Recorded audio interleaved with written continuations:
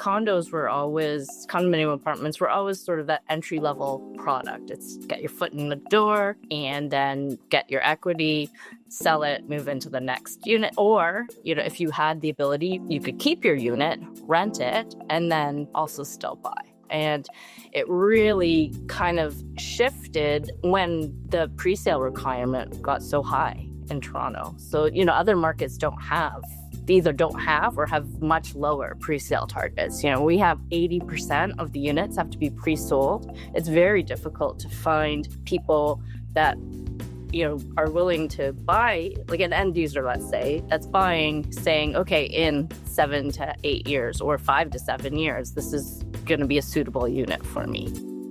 Welcome to Colliers Talks, a podcast series featuring the latest trends, insights, research, and developments in commercial real estate in Canada and beyond. Hello, welcome to Colliers Talks Economics. I'm your host, Adam Jacobs. I'm the National Head of Research at Colliers, and I'm joined today for a very hot topic, I think one that's burning up the news. Jasmine Young, Vice President of Advisory for Canada at Zonda Research. We are Zonda users. It's a great source for anyone looking at development and multifamily, which has obviously been a market of huge interest lately. So I'll give Jasmine the intro and then we'll get right into it. Jasmine's based in Toronto. She's one of the leading residential market experts. She's got more than 20 years experience advising on development across the country. And at Zonda Urban, she leads the advisory work that helps the builders, developers, investors make informed decisions about the home building cycle. So we've got market feasibility, pricing, positioning. And before Zonda, Jasmine was a partner at Enberry Lyon Consultants, where she led the residential search across a wide range of asset types, including condos and our favorite topic right now, purpose-built rental and senior housing. So she's deeply rooted in translating market data and consumer trends into strategies that shape how communities are planned and these days delivered, our favorite topic. So we're going to focus on three things today. Obviously, we have to start with development charges, rebate, HST, how that's going to change the industry. There's some skepticism there about, is that going to move projects forward? I'd love to hear your opinion. Second, we're going to get kind of big picture, 10-year view. What happened to the condo market? How did we get here? How did it get so out of balance between buyers and sellers? How did presale and investors drive everything? And then finally, we're going to look at, try to be a little sunny, optimistic. What would a recovery look like? That we're sort of at a bottom or close to it. Where do we go from here? The product mix, affordability, different formats, like what are we going to see? So hopefully this will help our listeners, our viewers get a better sense of what's going to change and housing delivery. This is a sort of Ontario specific. Usually we have a big picture macro podcast, but this one's very focused on the GTHA and what's happening in our development situation. So thank you for joining me, Jasmine. I'm looking forward to the discussion. Thanks for having me. I'm really looking forward to it as well.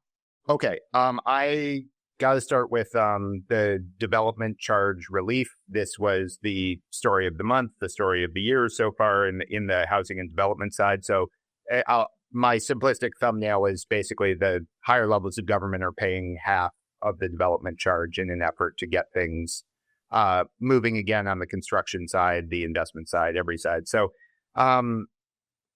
give it to me from your perspective. Is this what is this meaningfully going to change? High rise, low rise, suburbs, downtown, nothing? Like, what do you see here?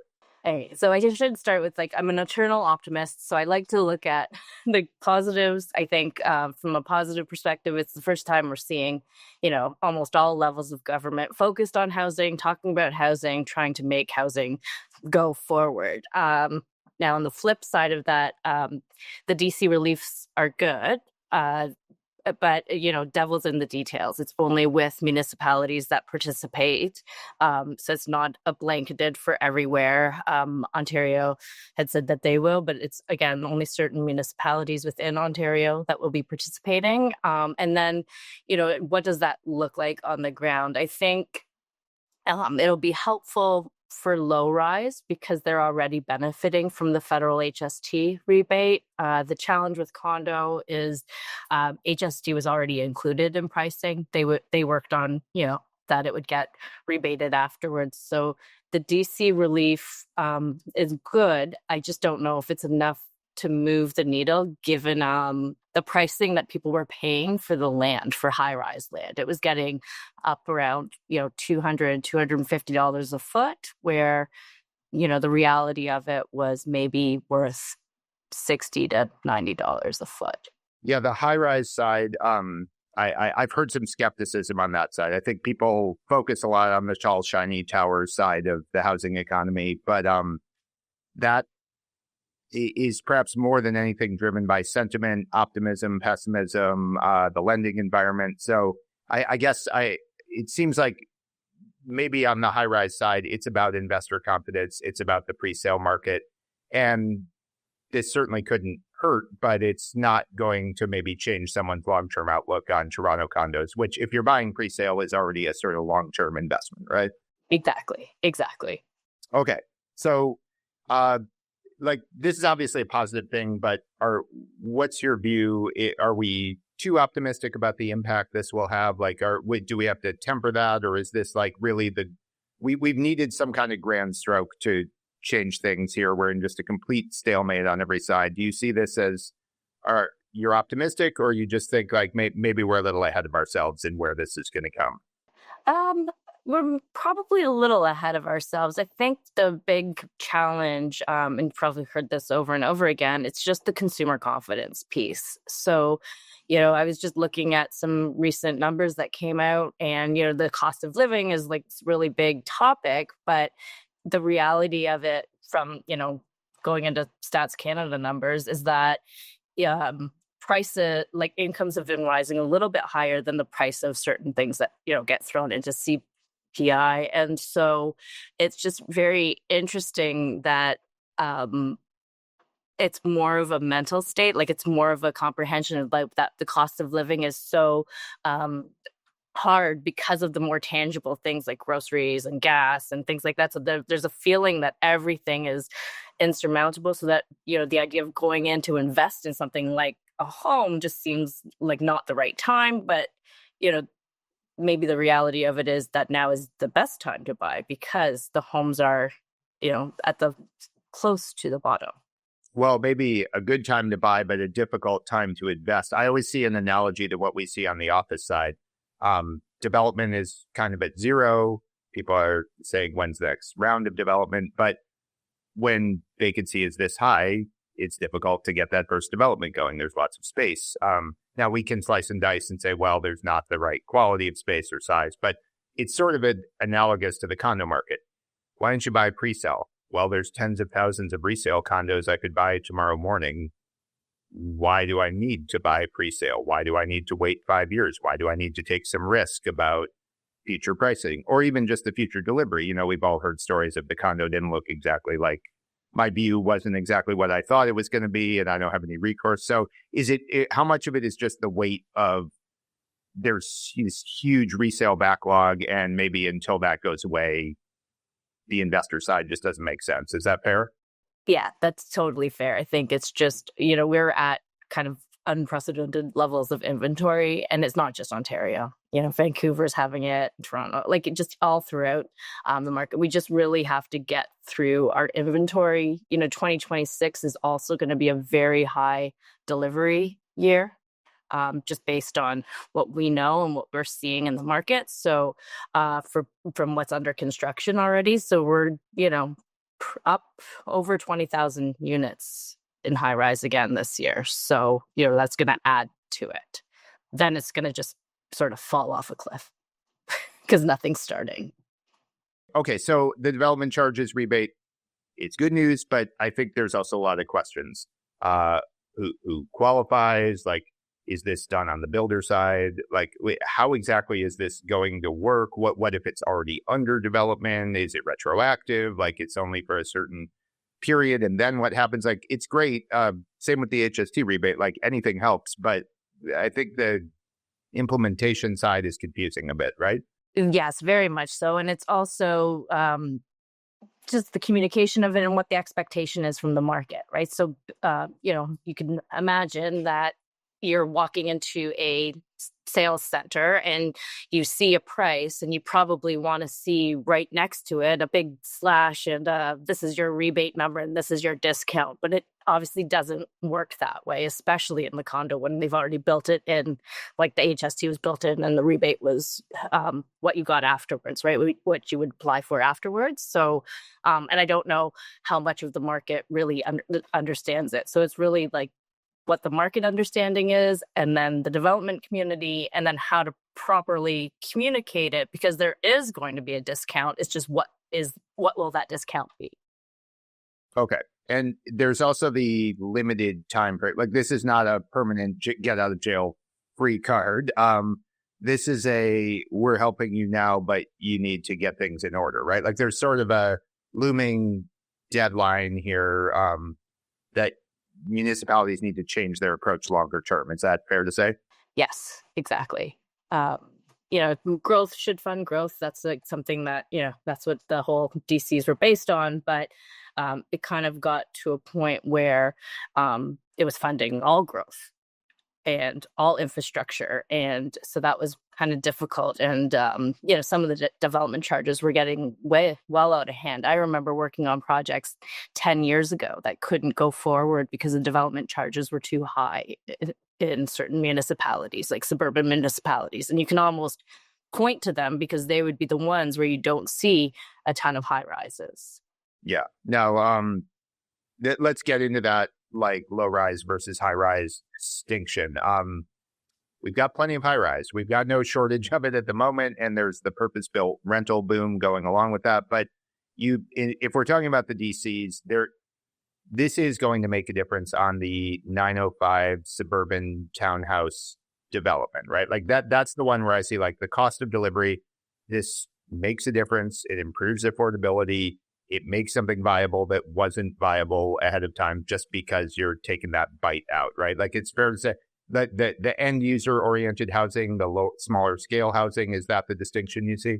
Yeah. And I think it's, as soon as that HST came through, it just, you could pass it right through. Again, not built into the price, all of these things, just because of the price of the low rise homes, right? Because you're dealing with up to $1 million and then $1 million to 1.5 million, how it kind of trickles around. So, the low rise, they have, it works in the bands a little bit easier. And so they were able to kind of communicate that quite easily and pass it through to the end user. Whereas where it's already built in, and it's a little bit more challenging. So, we've already seen marketing and advertising, big developers, small developers, anybody that has product on the market, they're already advertising this is the buyer advantage. You get your savings now. So they are already implementing it. It's just because they could jump on the HST a little easier than the DC relief. Okay, fair enough. Yeah. Now, for listeners, like, housing's a burning hot topic. It's in the news every day. But I think some people might say maybe we're a little too focused on DCs. Like, there's a million other problems in terms of the delivery of that. Like, where do you see this relative to the other ones? Development charges get a lot of attention. They get a lot of complaint, and I think rightly so. But borrowing costs, uncertainty, weak labor market, there's just weaker demand, shrinking population. There's a million other factors impacting the housing market right now, most of them kind of negatively. So how significant, where would you rank DCs versus demographics, financing, interest rates, consumer confidence, all these other factors? Oh, see, I'm really good stats person, so I would put DCs kind of in the lower of the ladder. I mean, it's a good to have, it's a nice to have. We'd like to see more, government help, but it really is the financing, and it does have so much to do with the demographics. But I really do. I do believe it's consumer confidence. I mean, if we do an Ontario-specific example, we really had a tough, long winter, and that doesn't help. And I think, we've had almost a decade of just growth, and we didn't really have a typical market in terms of you'd launch in spring, and then you would go a little bit stale over the summer because people are vacationing, and then you'd have a big fall, and then you'd go a little bit silent over the winter. And because we haven't dealt with the typical seasonality, we're not used to it. So usually March would be the time where you would come to market. And, when you have tough winters, so if we went past, like if you went 20 years ago, if we had really hard winters, people usually would have waited till end of April to May to launch to just, that's when people are, ready to buy and they're spending their weekends driving around and let's go to a bunch of sales centers. And so, that's, I think, another layer on it, but that's where I think it's demographics and consumer behavior and consumer confidence. Like that's really what's driving a lot of the market right now. Unfortunately, I agree, because it is tempting, and you see these explanations of, well, it snowed a lot in January, so that's why the market is down. I'm like, I wish it was that simple, but I think it probably doesn't help, but it's a minor part of the bigger. When we're talking about $1 million purchase, the fact that it snowed a lot in January is not the only explanation.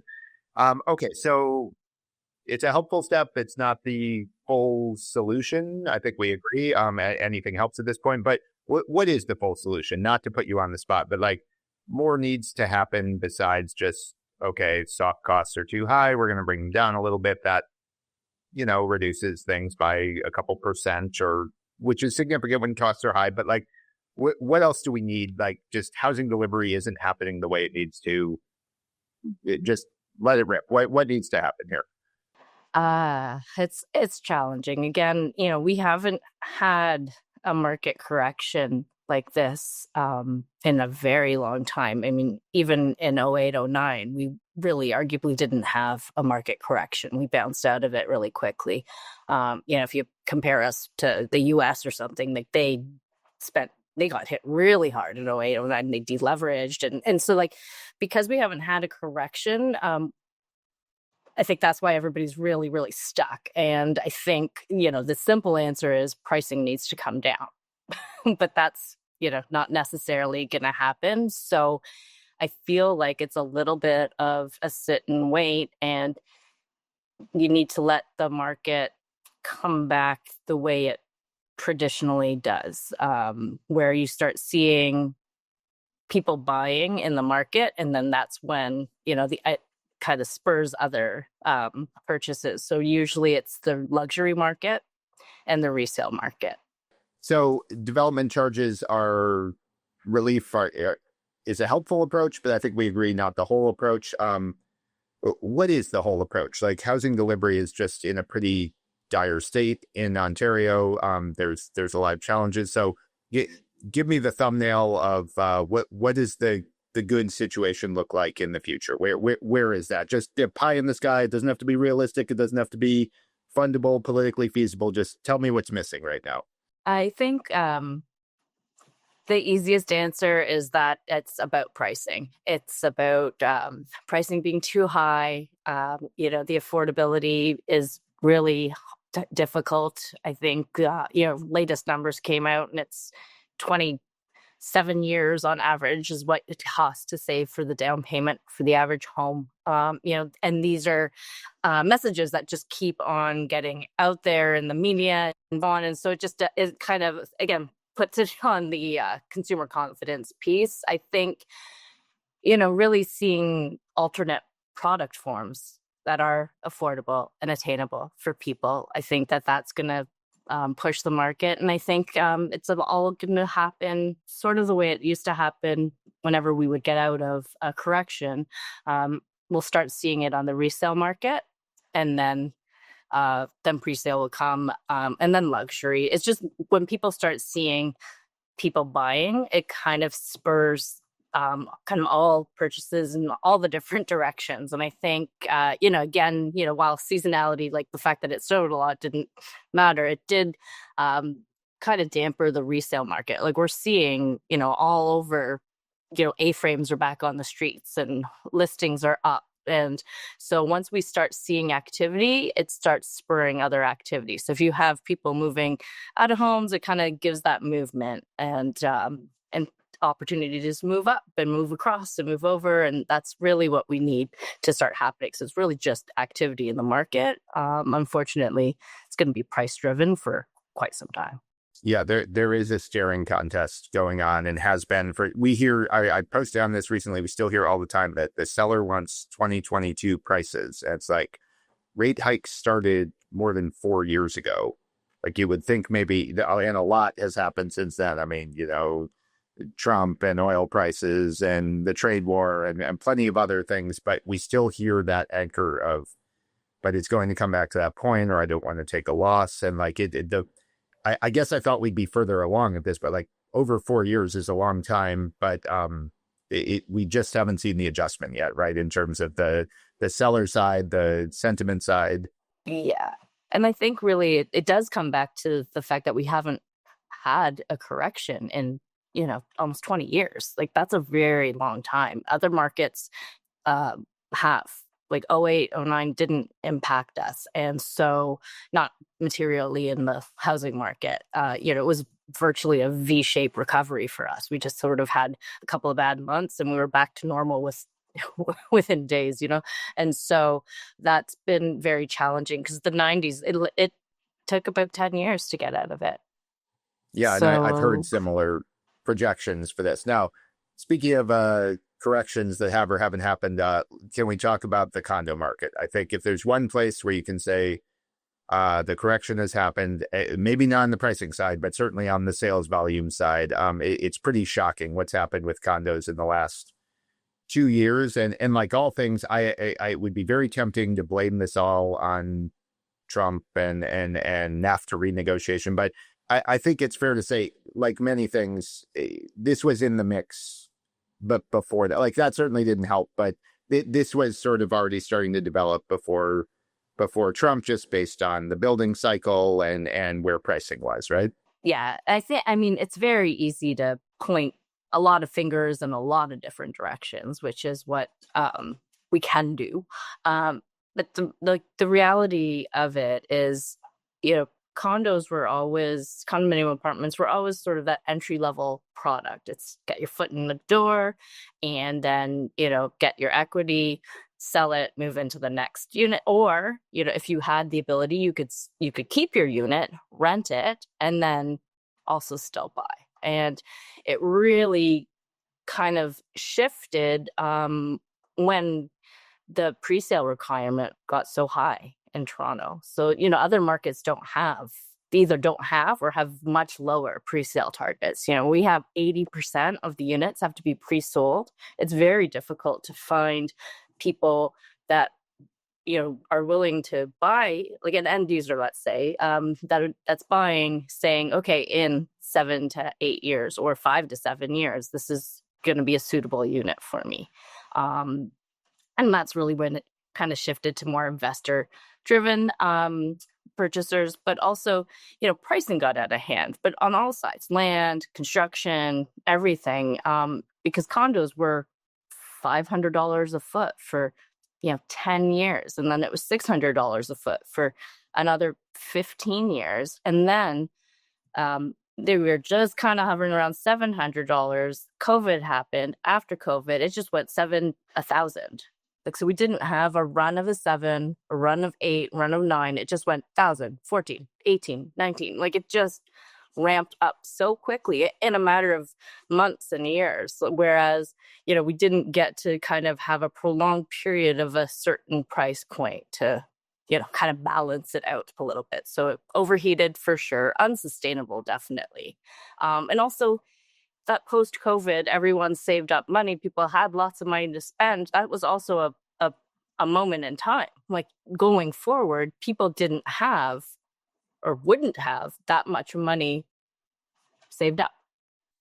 Yeah, we get questions sometimes on the commercial side, when are we going back to 2021? And increasingly, I'm like, I think that really is just a once in a lifetime perfect storm type of situation. Stimulus, mortgage deferral, 0% interest rate. Nobody could do anything in 2020, so they all did something in 2021. It seems almost impossible to recreate that market now, right? Oh, for sure. And also not to mention the 1.2 million people that came in 1 year to our country. Like, that's just, that wasn't planned for, right? Because of that, again, like not measuring temporary residents, because even if you kind of get into that population piece, like the non-permanent residents was that 500,000 target. In 2023, we didn't even meet that target. So even when we had 1.2 billion, it was like 480, it was close, but we didn't even meet what they were regulating or watching, and it was all temporary residents. So, and that kind of fueled it, because, as much as we're saying that the condo market has, stagnated and so on, we do have to recognize that we had record levels of leases, right? So like a lot of those units aren't just units sitting empty. A lot of what's been completed have been rented out. Yeah, that's a good point. Now, you mentioned this. Let me please elaborate a little on the pre-sale requirement. Like, this is something that comes from the lender side, and it's become kind of a drag on the market. But it could just change tomorrow, right? We could change our mind and say the requirement's 40% or something. But is it something? It's one of those ratchets where it seems to never go down; it only goes up. Like, what's the path out of that? Because, like you said, pre-saling now with all the resale availability, why am I buying anything pre-sale? So, like, is there a path to lower that requirement and get development going based off that? Well, I think that, like, the challenge too is that because our buildings got so much bigger, that means that the financiers are taking on more risk. So it's hard to say it's just a 80 to 30% or 80 to 60% or something like that, because it ends up being more risk for them. And our banks are risk adverse, obviously. When I first started, the pre-sale was like sort of a rule of thumb where it would be 30%, but then you'd secretly know it was 40% or 45% in downtown projects, right? But it was still, and so that's why you'd have a more staged approach to marketing and sales, where you would just have your broker preview. Then you would have pre-registrants, so like VIP registrants or people, friends and family even. Then you'd have a grand opening. Then you'd have a sales period, but then you'd hold back your top floors to try and recoup some of the money at the end of construction. So you'd sell your penthouses or your top 5 floors for, $100 more a foot than when you opened, that sort of thing. And I think, it's difficult. It takes longer, obviously. You're not selling out entire buildings in a weekend, which became kind of the expectation amongst a lot of developers. And so I think the return is almost a more old school sales approach, kind of back to basics a little bit. That's interesting. Now, the condo, as you said, was sort of originally the entry level housing ladder, first home. But something changed. Like, when did that break down? We looked at this a while ago, and like we don't think of single family homes in price per square foot. But if you line them up against condos, it's not even close. A single family home in a nice neighborhood is far less than a condo per square foot. And you get a yard, and you get parking, and you get a garage, and you get, like, it's pretty out of whack. Like, how did we get there? Yeah, I think that's always the challenge. And it's a challenge for me all the time, trying to reconcile price per square foot compared to like actual, end selling price. And I think what hurt us as an industry was not building purpose-built rental. And I don't know if it's hurt us, but our condominiums have been the de facto rental supply for 10 years. We were running at under 1% vacancy in those condos. Like, it was just, and I think people forget a balanced market is 3 to 5% vacant is sort of the CMHC standard. So, we were running at such low vacancy, but you can understand like the capital outlay, do I want to have this building forever and manage it? The condo was a lower risk when they came out with the Condominium Act. And so it kind of, you didn't have the fear of rent controls and all of this other government policy kind of messing up the purpose-built rental piece. So if you look at other markets like Montreal or, even Edmonton, like places where they've been building constantly purpose-built rental, it's kept affordability a little bit more in touch, because you were letting it, you in Calgary, if you're young, you rent downtown because you still can save for a home. Then you age, you maybe partner up, couple up, whatever it is, and then you go buy the house in the suburbs. Like, that's very much the step where we kind of removed the rental step. And then, the expectation of the young person, they couldn't just buy because of the down payment requirement. So, I think we really were hurt by that. And the condominium sort of just changed from being that entry level because prices just kept on going up. And then they became such a great opportunity for investors. A lot of people have made a lot of money off the condo market in the last little while. Well, but that wheel has stopped spinning. Let's get into that. I read a story in the paper yesterday, these stories about people can't close. And it was a sort of ordinary guy. I bought $10 million in condos and now I can't close on them.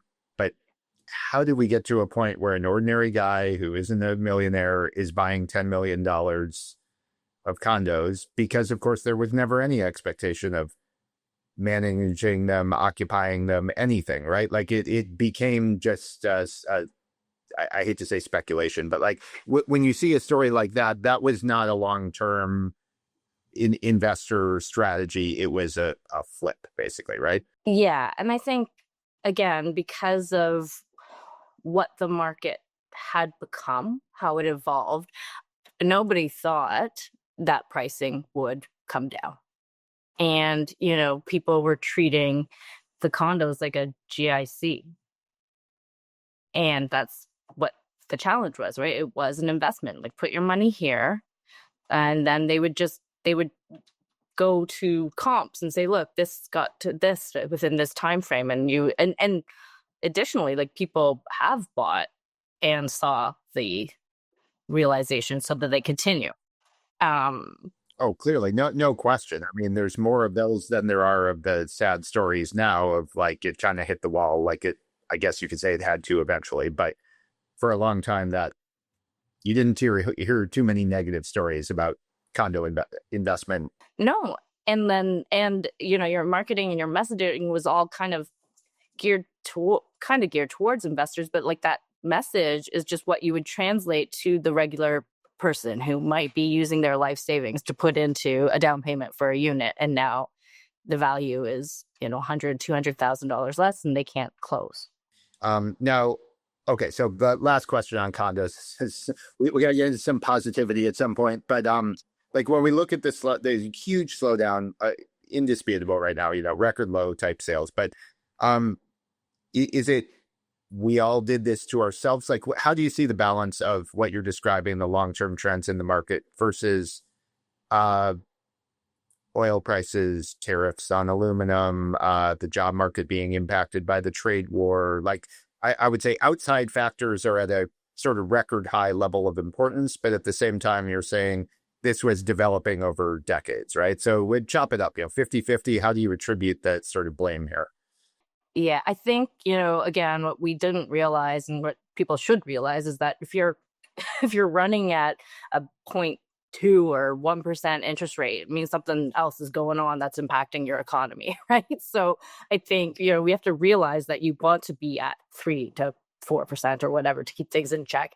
I think that previously, whenever there was any large geopolitical things going on, the Bank of Canada would lower interest rates, right? But then because inflation got so out of whack, their focus is going to be on inflation for a good time, which is why we've seen them hold it, even though all this political stuff is happening, right?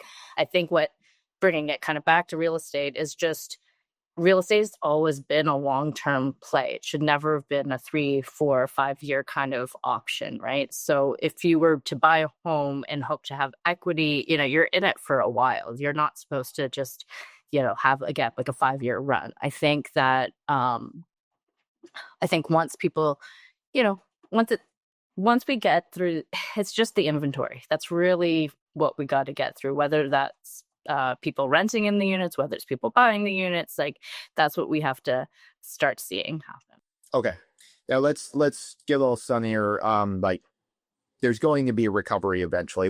We went through this with office where I reached a point where my analysis was, well, vacancy can't go up forever. I mean, at some point it has to go down, but it feels a little desperate on the housing side, maybe. And I gotta say, some of these measures, like, they're just kind of plugging holes in the emergency way. You know, a 1-year HST holiday, okay, sure, but that's not a long-term solution. That's just like, we're really getting crushed right now. Nothing's getting built. We need to solve this problem. But like, that doesn't fix everything long-term. So what is the solution long-term is different funding model for cities, no HST on housing at all permanently. Like what's the big stroke that would actually get us there?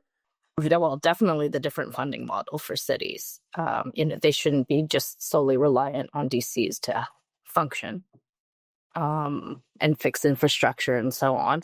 I think, as much as, like, I think what people don't quite realize either when they're like, oh no, look at the housing starts, we're fine, or look at how many development applications are in the pipe, it's fine. CMHC doesn't count a start until you're at grade, right? So if it's a condo, let's say, or even a rental apartment building, whatever hits grade today and it's a start today, that's something that sold like 3 years ago, 4 years ago. So, the reality of it, and I think we had mentioned it to you before, we have Zonda satellite. So what we do is we kind of look at all the development applications, see where they are in terms of completions. By 2030, we have like 1,200, maybe 1,300 units completing total for the Greater Toronto Hamilton area. Like we're hitting a wall where we're going to have basically a dearth of supply. So it's sort of, I don't know how or what this is going to look like. We run the risk of getting an overheated rental market in 2030 because there's just going to be nothing, and whatever does complete, because that's the only stuff that is happening right now, is going to, you're going to see 40% increases in rent, like or 10 and 15, like in most cases. So I think, I think it's overall, it's pretty challenging going forward, but we will get out of it, right? Because I think it's also just, it's the population piece. I was going to say that too. Like it's shocking that we arrived at the zero population growth after 150 years of growth. And I just think it's really weighing on the market, but I just cannot imagine that that's the plan long term. Like, it is a correction. It is the right thing to do now. Anybody penciling this in for the next 10 years, I think that's crazy. I think like it has to go back within 18 months to a much more normal level, right? And that will create some of the organic demand.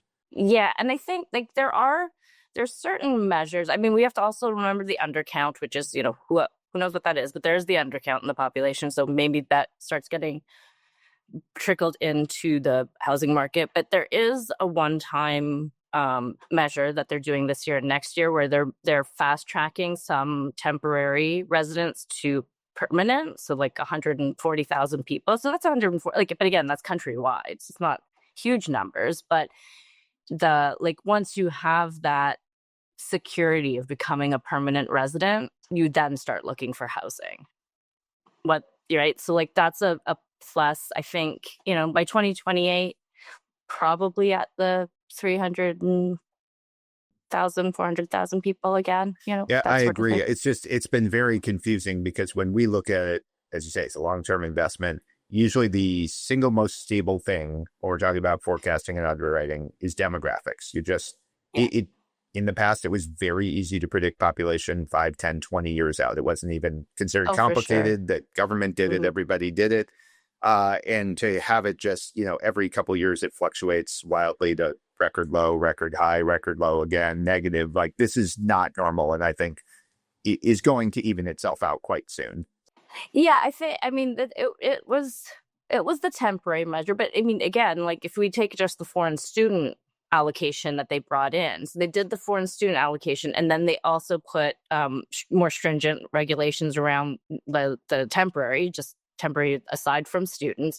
But I guess the double whammy of that, we actually ended up with 100,000 fewer students than the reduced allocation, right? So I think that might even itself out because they just announced on April that they've changed some of the policies around foreign students, like master's program, PhD not included in the allocation, things like that. So it's like they kind of overshot with the first allocation, and so now, and that's positive because there is a lot of spin-off effects from having foreign students here, from first being in the rental market or parents buying condos or whatever for them, to then actually staying in the country, working in the country. That's sort of what has historically happened. So, I think seeing the movement there is definitely a positive. I think that will help a lot of people. I mean, I think Ontario, we have a ton of allocation. Like Ontario has the most allocation. Oh, for sure. So. You're not even close. Okay. Yeah. Now you've talked about there's the problem of just what's being built and what has been built. Like for years, it was all condos, no PBR. Now we wake up in 2026, it's the other way around. It's all purpose-built rental and no condos. But there's complaints about unit sizes and footprints and things like that. Like, how did we kind of get to the point? You hear this sometimes as criticism of development, which is why we're just building stuff people don't want or that they don't need, right? It's a 410 square foot, 0 bedroom, and that maybe isn't useful to most people. So how did we get there? So I have a little bit of a problem with the micro suites and so on, because I think people are kind of forgetting that when you're on a soapbox kind of talking about that this is somebody's home. And how would you feel if somebody was like, oh, this 4-bedroom home in Mississauga, who wants to live in a suburb? Like, we kind of got to remember that these are people's homes. Someone might have taken their entire life savings to put a down payment, and they love their studio. And that's what they want, and that's what their lifestyle is. And we can also, not to go so crazy, but we do know that the average apartment size in Hong Kong is 250 square feet for all of them. We're talking about a small selection. Studios only make up 5% of our market. So, the entire market in a lot of these cities in China are 200 square feet, and people are living in them fine. We can, certainly bring up the, 100 square foot Manhattan apartment. There's probably, so many of those. I think, the reality is the reason we got so small is because of the price point. And every year, there was always what would be your kind of price point that you want to have the majority of your units under. And the last few years, it was about $800,000 to just under $900,000. So we wanted to keep all our units, or the majority of our units, under that price point. And, what does that look like? It looks like a 590 square foot 2-bedroom. But, I also would argue that some people should walk these units and they should look at the plans, because they become super efficient and they're actually quite nice. I think it's just, it's all perspective. And I think that there's nothing wrong with living in a small suite. But the challenges come from the person that bought. They waited 7 years. In that time, they got married, had a baby, and, now 500 square feet doesn't work for 4 people or what have you when you bought as one. But it really was just price point. And it's going to continue that way. I mean, I just think it really got focused on the apartment side, but, I've seen 13-foot wide townhomes, and that's a lot of stairs, and that's a tight unit. 30-foot wide single detached homes are everywhere. We're starting to see 28-foot wide.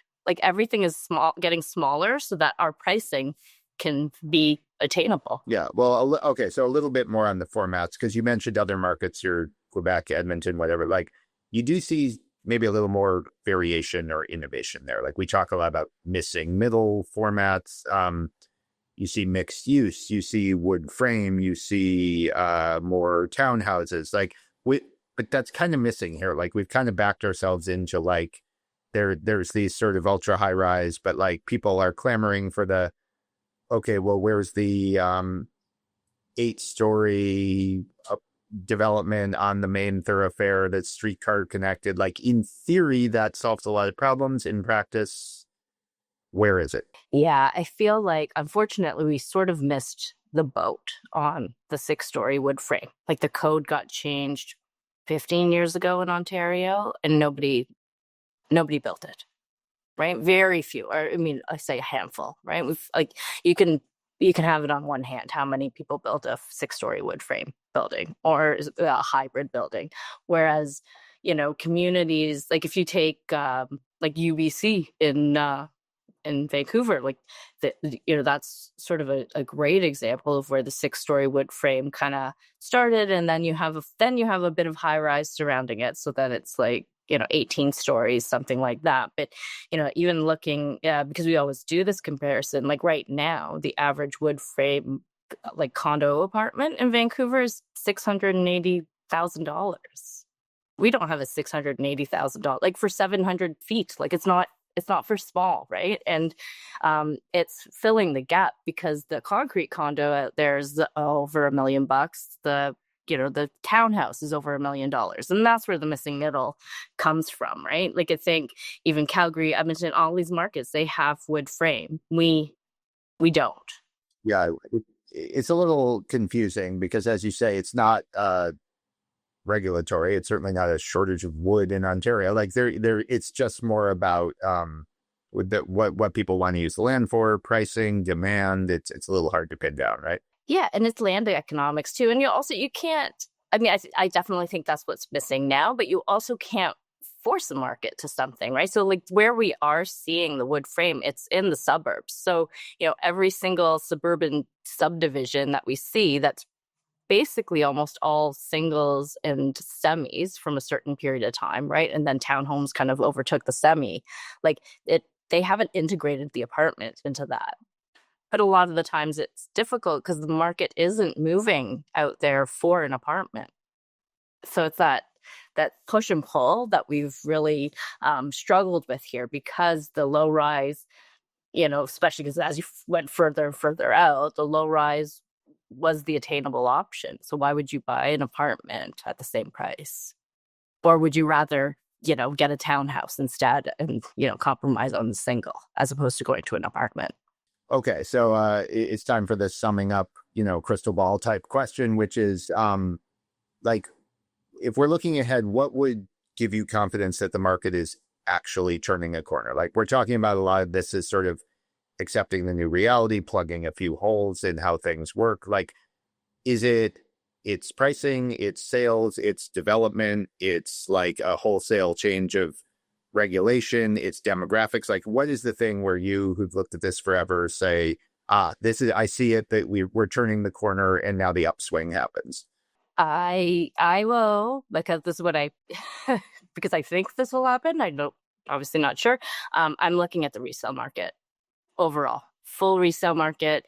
When we start seeing prices go up on the singles side all the way through, and then when we actually start seeing people buying the resale condos at a level that also starts pushing pricing up. Okay. I'm looking forward to that. Demand. Thank you. Thank you so much, Jasmine. We've covered a lot today. I really great insights on just the Ontario housing market, the development charge situation, the challenges in the condo market, and how we got here, where we might go from here. So I hope our listeners and viewers really enjoyed this. Thank you to Jasmine and Zonda for joining us. And I'm Adam for Colliers Talks Economics. Hope to see you next time. Thanks so much. Thanks for listening to Colliers Talks Podcast.